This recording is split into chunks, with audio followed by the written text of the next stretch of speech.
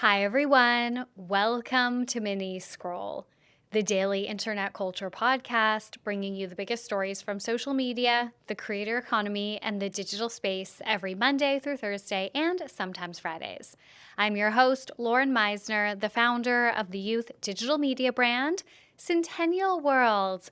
Welcome back to Mini Scroll, everyone. Okay, before I get into the stories for today, please remember to rate, review, and subscribe. Please Spotify star rate us. We're trying to get to 1,000 Spotify star ratings by the end of the year. You guys are rating us pretty quickly this week. They've been going up and up. So please keep it going. It's very exciting. All right, I have 4 stories for you guys. One of them is kind of quick, but let's just get into it. So the first story that I have for you guys is Be Better has returned to TikTok, launching a spam account with mixed responses. So Be Better, whose real name is Marcos, has gone viral once again, this time not for his marketing videos. If you don't know Be Better, he gained traction online for his The Downfall of series, where he dissected a particular public figure or celebrity and how they lost relevance. He soon became somewhat controversial for his takes and also his family's political affiliations. And I've always been not the biggest Be Better fan. I think the first video I ever saw of his was The Downfall of it was Charlie and Dixie, that was it, of the D'Amelio sisters, and he was comparing them to the Kardashians, talking about how the Kardashians have always launched brands that really aligned with their persona and their interests, and that's why they worked out, and that's why Charlie and Dixie's businesses aren't working out, because they're launching like random shit like popcorn, and I'm like, have you done any research into the Kardashians? They have literally decades under their belts of launching scammy, shitty companies that have nothing to do with who they are as a people. Just because now in their like 40s, they have launched these brands that are successful, like Good American Skims,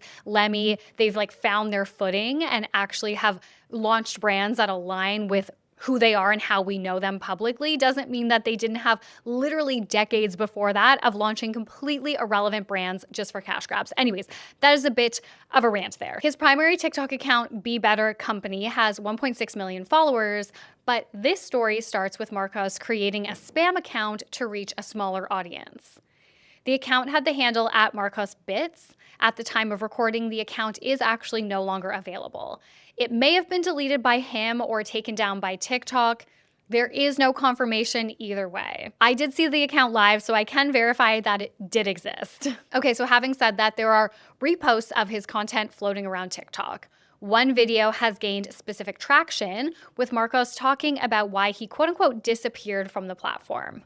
In the video, he addresses why he stopped talking about the Justin Baldoni and Blake Lively case, dispelling the rumors that he had been paid off by the team. He says that after speaking about the Justin and Blake case, he had become one of the most popular creators covering the topic on TikTok. Because of this, social media users started sending him tips and confidential information.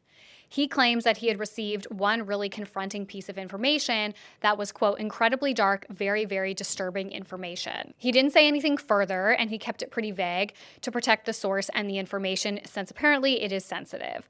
However, he did mention that he believes the information to be true. People reached out to me with sensitive information.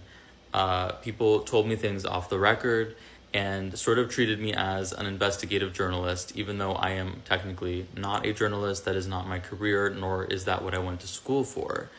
But for whatever reason, people trusted me, and I got a lot of context on things that I wish with my whole body I could have shared with you guys. So the reason why I'm making this video now is in the hopes that I can connect with somebody who is an actual journalist, who can guide me on the best way to vet this information, because the last thing that I'm going to do is say something that I'm not 110% sure, beyond a shadow of doubt, is 100% real. Maybe part of it is real, and even if there's a minor thing that I need to correct, I need to get my ducks in a row and understand exactly what is true and what is not.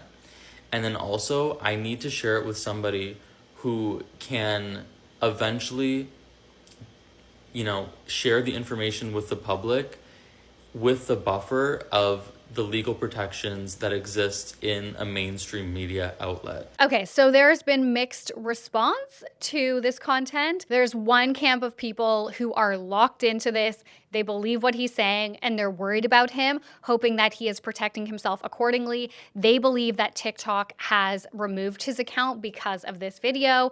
And then there is a totally other camp who are skeptical of this. Some users have questioned whether he even has this piece of information, or if this is just a play for relevancy, clout, and money, especially because it is notable he has moved from Canada to New York recently, I guess, and in Canada, we don't have the Creator Fund. We also don't have it here in Australia, so he would have made no money from his videos, and now, having moved to New York, if he got a new SIM, a new phone number, all of that kind of stuff, then he could get an American TikTok account and start making money on TikTok from his views. And that camp of people largely believes he possibly took down his own account, again, to add to kind of like the mystery around this situation and get that clout. But speaking of clout, we need to talk about Timothée Chalamet's new 18-minute movie ad, because this is actually good clout, okay?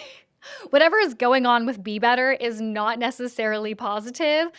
But Timothée Chalamet, he is going viral for the right reasons. So a few days ago, Timothée Chalamet dropped a social video to promote his upcoming film, Marty Supreme, and everyone is talking about it because basically it looks nothing like what you would expect a movie promo to look like. The video is 18 minutes long, and it's a Zoom meeting with the A24 marketing team, or at least that is what it is supposedly trying to parody. Throughout the video, Timothée rattles off increasingly insane ideas for promoting the film, like painting the Statue of Liberty and the Eiffel Tower, and getting a giant orange blimp. It's obviously satirical, but aside from the very insane ideas that Timothée is throwing out in the Zoom meeting, it feels exactly like a corporate creative brainstorm over Zoom. Like, it is so on point. It's actually so freaky. And one of the funniest parts of this ad is that some people online initially believed that this was not an ad, and they thought that this was just showing us that Timothée is challenging to work with. He's on a power trip. People didn't know that this was fake initially. And I feel like that is a marker of a good campaign, one that stirs up a bit of controversy, but it's very harmless, and it gets people talking. Not to mention that this is fully viral. And is another example of how you don't need to spend tons of money to create a really buzzy viral campaign on social. I saw somebody on TikTok write this in the comment section.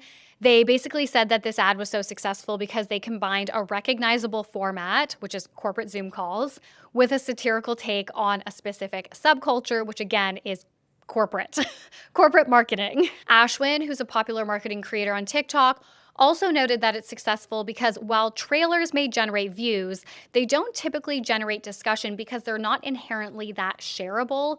Whereas this is shareable because it's so funny. Like I said, it's poking fun at a subculture. People can relate to it. And of course, then that generates discussion. Instead, a Zoom meeting, a format everyone instantly recognizes, followed by an 18-minute, very hard-to-watch meeting with some great one-liners, is something that drives instant recognition, gets sent to friends, and gets people commenting. The result is 10 million views on Instagram, cross-shares on other social channels, for a video that at most cost a few $1,000s to produce. It's clever, meta-aware marketing that understands the channel, the culture, and importantly, the importance of format. Okay, the next story that I have for you guys, this is the short one. But there were rumors over the past 24 hours that Brittany Broski and Chris Martin from Coldplay were dating. So Brittany Broski and Chris Martin were photographed together, and it was posted to Demois. They were at a Tame Impala concert yesterday, and immediately everybody was like, what the fuck are they dating? Because the paparazzi shots, it actually does look like they're either leaving or arriving at the venue together. However, Brittany cleared this up on her Instagram stories today. So she actually first cleared it up in the Demois comment section, and then she shared the Demois post to her Instagram stories and wrote, now what the fuck is this, LMFAO? Me genuinely having no idea Chris Martin was next to me. I'm a huge fan. Hi, Chris Broski Nation. We've made it to Demois. So I guess they're not dating. I don't know. What do you guys think? I've seen some people be like, this is of course, I'm just trying to keep it under wraps. I thought Chris Martin was like in a relationship with somebody. Wait, isn't he dating Dakota Johnson? Did they break up? Okay, yes, they broke up in June. What do you guys think?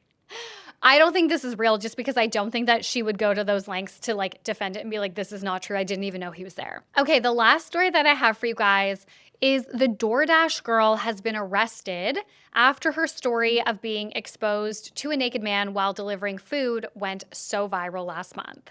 So I covered this original story a few weeks ago. If you want a full recap of what happened, go listen to that. But in short, in October, a DoorDash driver named Olivia Henderson posted a video on TikTok saying, quote, "My customer requested that their order be left at their front door, and when I arrived at their house, their front door was wide open and they were within eyesight of the front door, lying on the couch indecently exposed to me." She posted a video of the man allegedly passed out on the couch, exposed. Her content around this really blew up and it divided viewers. Some people felt like this was intentional sexual harassment from the man. Like this man knew that he had a female DoorDash driver and they felt like because of that, she had every right to film him and post it online. Whereas others felt like maybe he just passed out or something and she had invaded his privacy by posting him online like that. So over the past few days, people online have been saying that she was arrested. And I hadn't reported on it because I wasn't able to verify that yet. But now the Oswego, I think is how you pronounce it, New York Police Department has issued a press release confirming this. They said it was reported that a male DoorDash customer had been nude inside his residence when a DoorDash delivery driver dropped off a food order. An investigation was initiated by the Oswego Police Department, during which it was discovered that the delivery driver had taken video of the nude male. The video, along with the subsequent investigation, indicates that the male was incapacitated and unconscious on his couch due to alcohol consumption. And then this is from USA Today. They wrote, "Police said that the video was taken from outside the residence and it was posted on social media by the driver, where police said it drew significant attention. The man cooperated with the investigation," Oswego police said. "They did not find that a sexual assault occurred," they said in the release. Henderson, though, was arrested and charged with 1 count of second-degree unlawful surveillance and 1 count of first-degree dissemination of an unlawful surveillance image.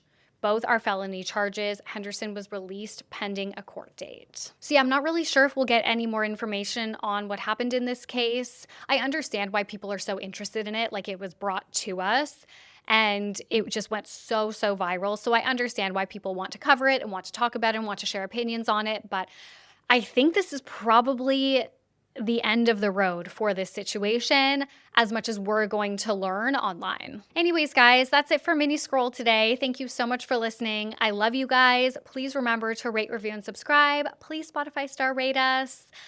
And actually, I will not talk to you guys tomorrow because there's a deep dive tomorrow. There's a big deep dive. It's our last big video essay of the year. We still have 2 deep dives in December, but I think both of them will actually be Annabelle and I together, which is exciting because I don't know if you guys have ever seen Annabelle and I podcast together. So the episode tomorrow is a big one.